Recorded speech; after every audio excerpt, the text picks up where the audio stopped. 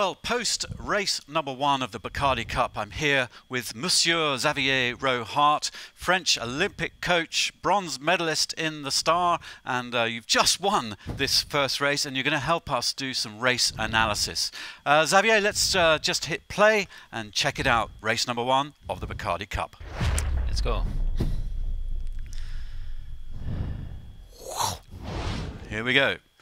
So we're going to start about 2.5 minutes and we're going to speed this up throughout, but I thought we'd pick a few names here and just pick some people who started at the pin end, the middle of the boat, middle of the line, and at the committee boat end, and you with Pierre Alexis are on the committee boat. Take it away.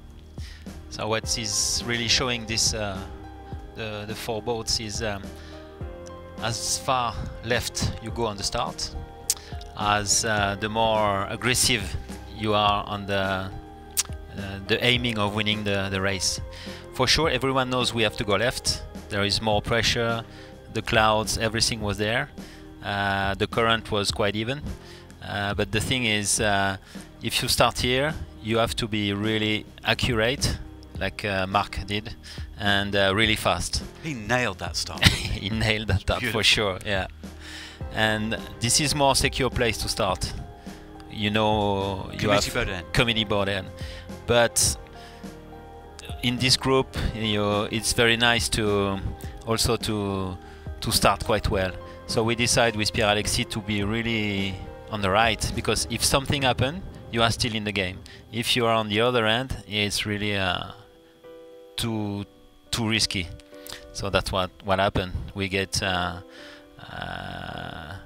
Last was too high for us, so just with one tack and you are almost on the same position as where you are after the start. So the aim for us was just only to be top 10 on the first upwind mark, and then you see what's going on, where are the opportunities. So everything was like previous, like what we thought.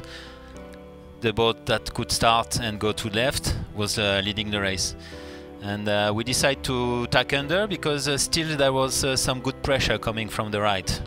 So, and we were balancing, but finally we decided to have a bit on aggressive mode and going to take the starboard, the portlay line, and it was really good because we catch a good number of meters on the top guys. Well, there's the recorded shots of the first 3 boats going around that top mark. Your boat number 4, and happy days. Yeah, happy to be there. The plan was really good. We knew that we should be quite fast downwind. So the idea was to be just before the pack and free air. So we decided straight to go on the right hand side, facing downwind. More pressure here. Towards the right? Yeah, towards there. And really easy. Get separation with the other boat and be free to do the techniques and everything. Sella and Trinta get into a little problem. They lose space by going down the middle. Is that because they're being blanketed from behind, or? Yeah, middle is always critical. There is a big shadow coming from behind, and the wind is always going around you like this. So when now you are a big split. You go left, Mendelblatt, Liljal heading right. So that was the plan.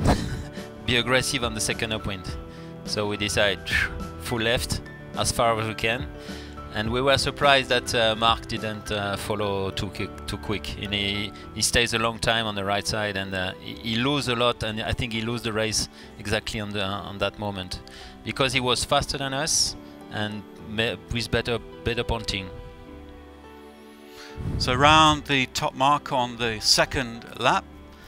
Happy days, les Français in the lead, you and Pierre Alexis. No, I tell you that we were exhausted because we gave everything on the second upwind. We gave all the resources we had, and it was really painful, I can tell you. And normally on this downwind they changed the mark, so it was straight downwind, and we knew that Marc will gain a lot on this downwind.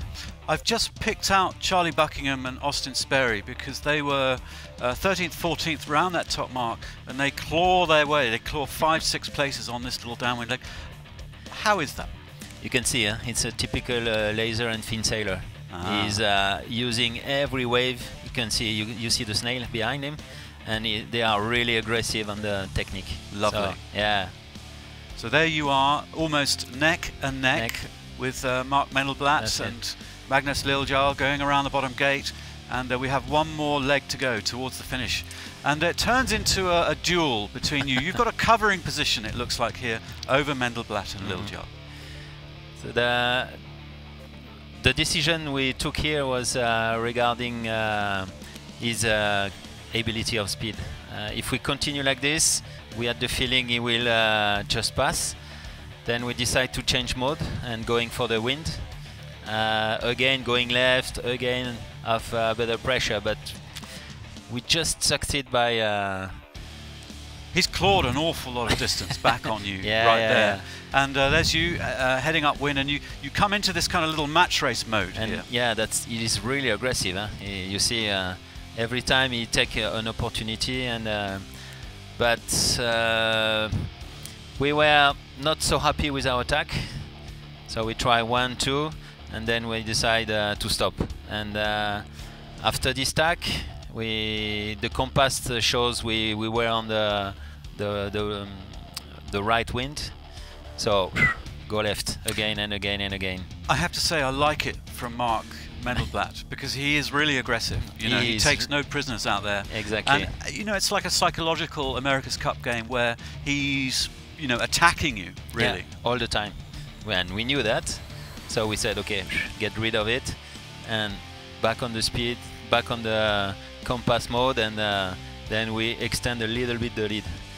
And it's enough. Yeah. Big relief. Yeah, big. So a scalp on your first day of the Bacardi Cup, which is good news for you and a great result for Mendelblatt and everyone in that top 10, because you, as you said, you wanted to be top mark in the top 10. Yeah. And the other problem is Mark is really good in the light wind too. So every point we can have on him after on the strong wind is a win for us. Okay, Xavier, thank you very much. That is our race analysis, and we wish you the best of luck in the following races. For now, bonne nuit. Reinak.